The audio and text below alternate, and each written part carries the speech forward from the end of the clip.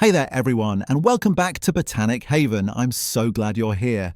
If this is your first time stopping by, this channel is all about gardening, plant care, and creating those beautiful green spaces, both inside your home and out in your yard. We're here to share practical tips, real experiences, and honest advice that actually works in the garden. Today we're diving into something that's going to make a huge difference in your next growing season, and the best part is you can start right now.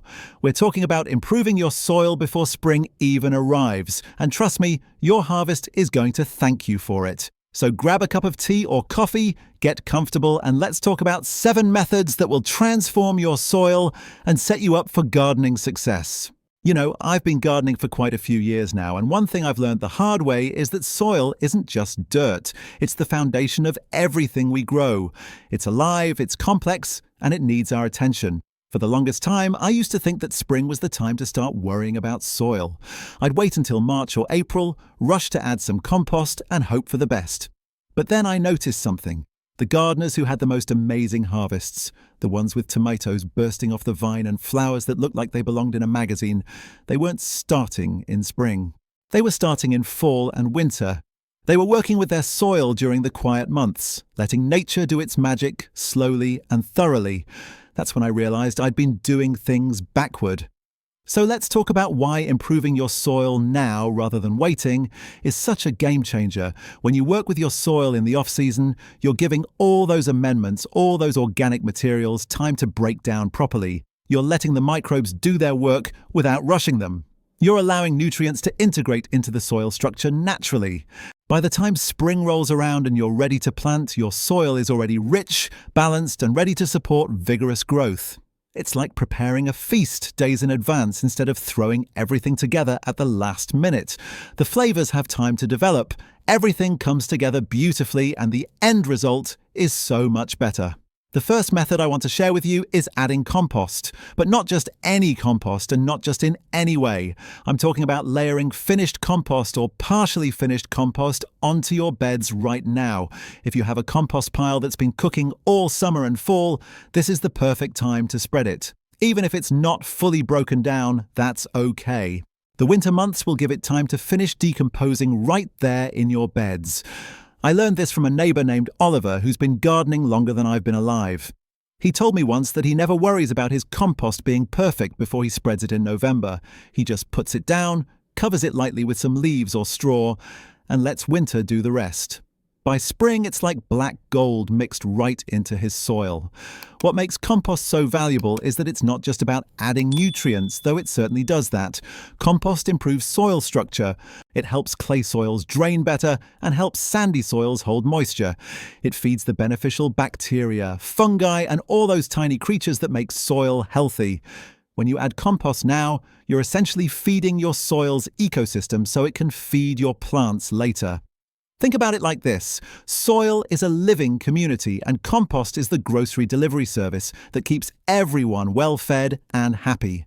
Spread a good 2 to 4 inch layer over your beds, work it in lightly if the ground isn't frozen yet, and then let it be. You'll see the difference come spring. The second method is using cover crops, and I know some people think cover crops are just for big farms, but that's absolutely not true. Even a small backyard garden can benefit enormously from cover crops. These are plants you sow specifically to improve the soil, not to harvest. Things like clover, vetch, winter rye, or field peas. You plant them in late summer or fall, they grow during the cooler months, and then in spring you cut them down and work them into the soil. They're often called green manure because they act just like manure, adding organic matter and nutrients back into the earth. I remember talking to a gardener named Daisy who transformed her tired vegetable beds using cover crops. She'd been growing tomatoes and peppers in the same spots for years, and her yields were dropping. The soil just looked exhausted. So one fall she planted crimson clover. It grew through the winter, fixing nitrogen from the air into the soil through its roots. In early spring, before it went to seed, she chopped it down and tilled it in. That season, her tomatoes were the best she'd ever grown. The plants were deep green, strong, and absolutely loaded with fruit. She told me it felt like she'd hit the reset button on her garden. If you haven't tried cover crops before, this is your sign to start. Choose something appropriate for your climate and planting window. Scatter the seeds over your prepared beds and let them work their magic. If this guide has helped you, write 1 in the comments. And if not, write 0. This way, I'll know which tips are most useful for your garden. Now, the third method might surprise some of you because it's incredibly simple, and yet it's one of the most effective things you can do. I'm talking about mulching with organic materials. Leaves, straw, wood chips, shredded bark, anything organic that will slowly break down over time. Right now, in late fall and early winter, you probably have access to tons of leaves. Don't bag them up and send them away. Use them. Pile them onto your garden beds. Let them sit there all winter, getting rained on, snowed on, slowly decomposing and adding organic matter to your soil. There's something almost magical about what happens under a layer of mulch. The soil stays warmer longer into the winter, which keeps those beneficial microbes active. Earthworms love working under mulch because it stays moist and provides them with food. As the mulch breaks down, it adds humus to your soil, which is that dark, crumbly, nutrient-rich material that every gardener dreams of. I've got a friend named Lucas who swears by leaf mulch. Every fall, he collects bags of leaves from neighbours who are happy to give them away. He spreads them thick over all his beds, at least 4 to 6 inches deep. By spring, they've compressed down to about an inch or 2, and the soil underneath is dark, rich, and full of life. His plants practically grow themselves. Mulching now means you're protecting your soil from erosion, feeding it slowly over time, and creating the perfect environment for all those beneficial organisms to thrive. The fourth method is adding aged manure, and I want to emphasize the word aged here. Fresh manure is too strong and can actually burn plants or introduce pathogens.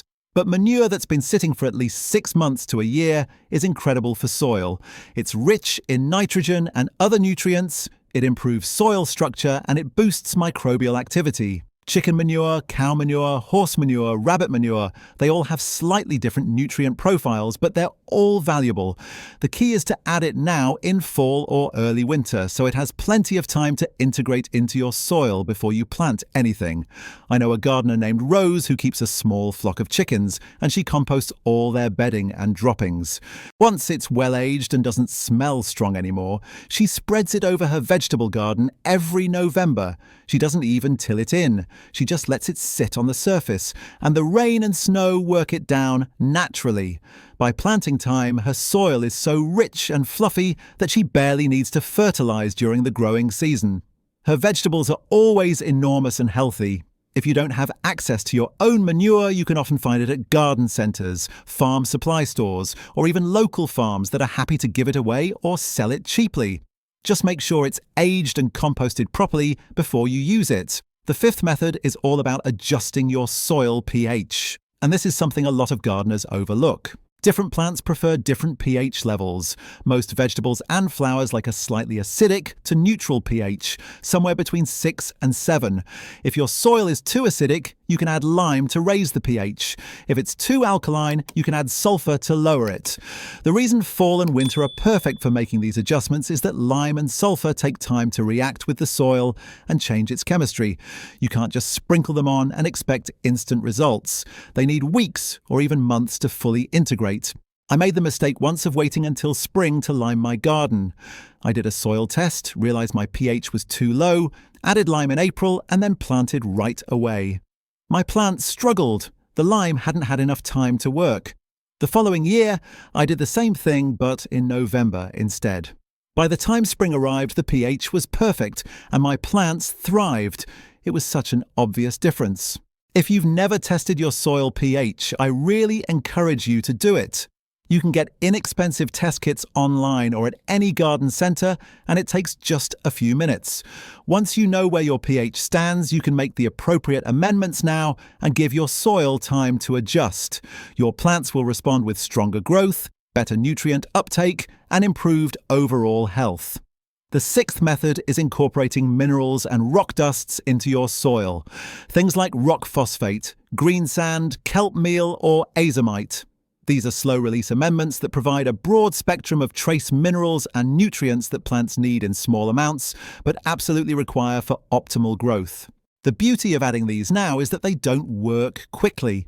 They need time to break down and become available to plants. If you add them in spring, your plants might not benefit much during that growing season. But if you add them now, by the time your seeds and seedlings are in the ground, those minerals are accessible and ready to be absorbed. I learned about rock dusts from a gardener named Ivy who grows the most incredible tomatoes and peppers I've ever seen. She told me her secret was adding azomite and rock phosphate every fall. She said that plants don't just need nitrogen, phosphorus and potassium. They need calcium, magnesium, iron, zinc, boron and dozens of other elements in tiny amounts. Modern fertilizers often focus only on the big three, but those trace minerals make the difference between plants that survive and plants that truly thrive.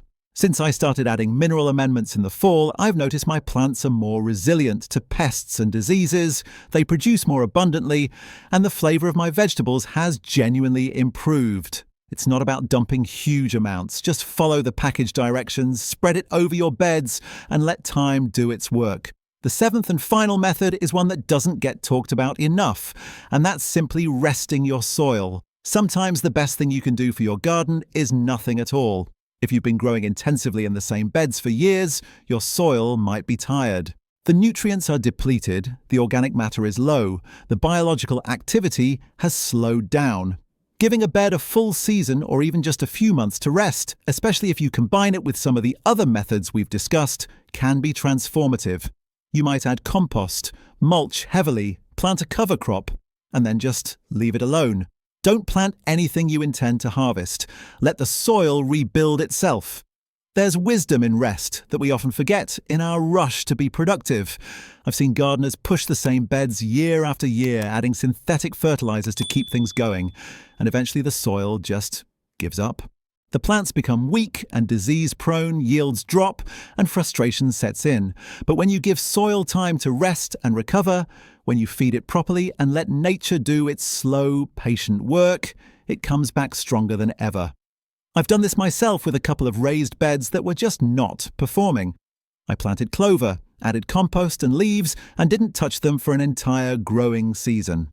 The following year, those beds were the most productive in my garden. The soil was dark, rich, crumbly, and full of earthworms. The plants I put in grew like crazy. It was like the soil was saying thank you for the break. So those are the 7 methods: adding compost, planting cover crops, mulching with organic materials, incorporating aged manure, adjusting soil pH, adding minerals and rock dusts, and giving your soil time to rest. None of these are complicated. None of them require expensive equipment or special skills. What they do require is a little bit of planning and a willingness to work with nature's timeline instead of against it.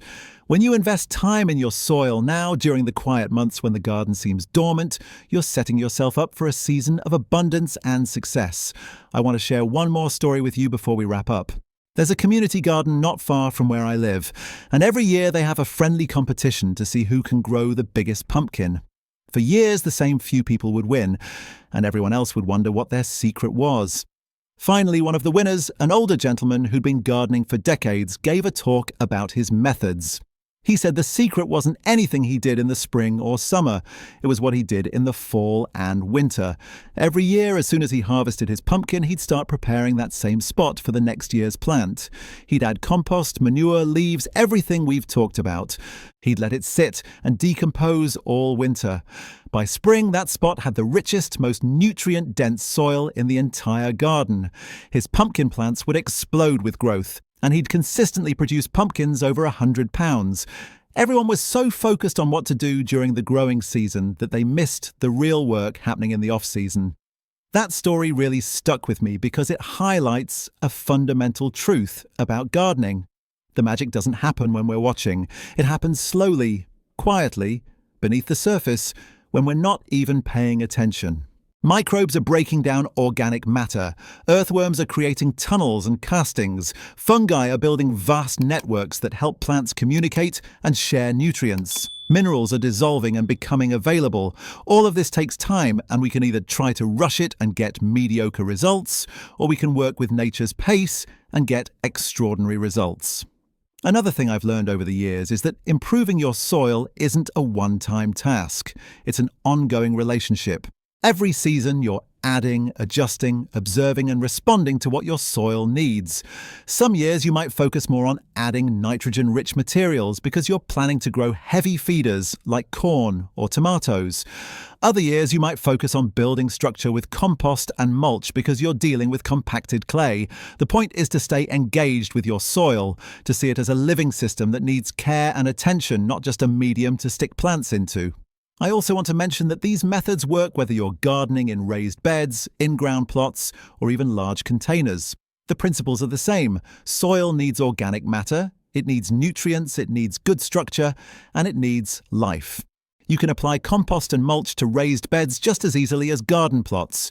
You can adjust pH in containers. You can even use cover crops in large pots if you're creative about it. Don't let the size or setup of your garden stop you from taking these steps. Every bit of effort you put into your soil will pay off. One question I get asked a lot is whether you can overdo it with soil amendments. The answer is yes, but it's actually pretty hard to do if you're using organic materials. Synthetic fertilizers can easily burn plants if you apply too much, but compost, mulch, and aged manure are much more forgiving. That said, balance is still important. You don't want to add so much high nitrogen material that you end up with plants that are all leaves and no fruit. You don't want to change your pH so drastically that it swings from one extreme to another. The key is to make gradual improvements, test your soil periodically, and observe how your plants respond. Gardening is as much about listening and learning as it is about doing. Let me also touch on something that's really important but often gets overlooked, and that's the role of water in soil health. Healthy soil holds moisture well but also drains properly. If your soil is compacted or lacks organic matter, water will either run off the surface or sit in puddles, neither of which is good for plants. When you add compost, mulch, and other organic materials, you're improving your soil's water-holding capacity.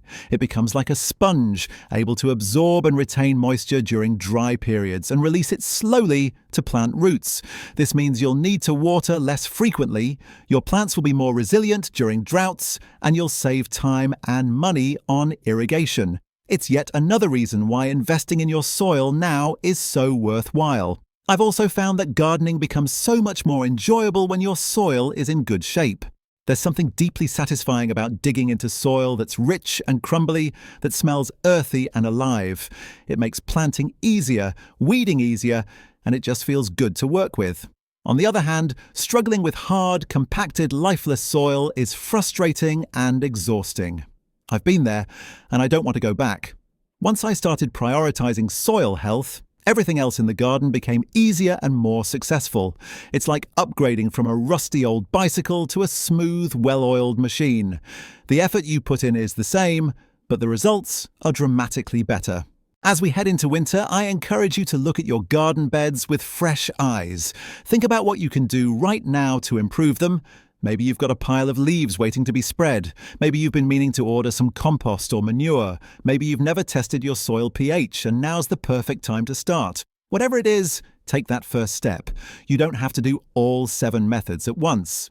Even just doing 1 or 2 will make a difference. The important thing is to start thinking about your soil as something that deserves attention and care all year round, not just in the spring rush.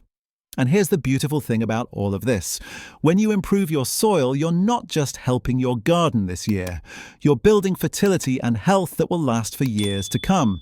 Every season you add organic matter, every time you feed the soil biology, you're creating a legacy. You're making the soil better for the next crop, the next season, the next decade. That's something really special. It connects you to the long history of gardening and agriculture, where people understood that caring for the land was just as important as harvesting from it. Before I let you go, I want to remind you that gardening is a journey, not a destination. There's always something new to learn, always a way to improve, and that's part of what makes it so rewarding. Don't feel discouraged if your soil isn't perfect right now. None of ours are. What matters is that you're taking steps to make it better. Every bag of compost, every layer of mulch, every cover crop you plant is moving you in the right direction. Be patient with the process, trust that nature knows what it's doing, and enjoy watching your garden transform over time. Thank you so much for spending this time with me today here on Botanic Haven. I hope these 7 methods give you some practical ideas and inspiration for improving your soil before spring arrives. If you try any of these techniques, I'd love to hear how they work out for you. Share your experiences, your challenges, your successes. We're all learning together, and there's so much wisdom in this community. Until next time, get out there, get your hands dirty, and remember that great gardens start with great soil. Happy gardening, everyone, and I'll see you in the next one.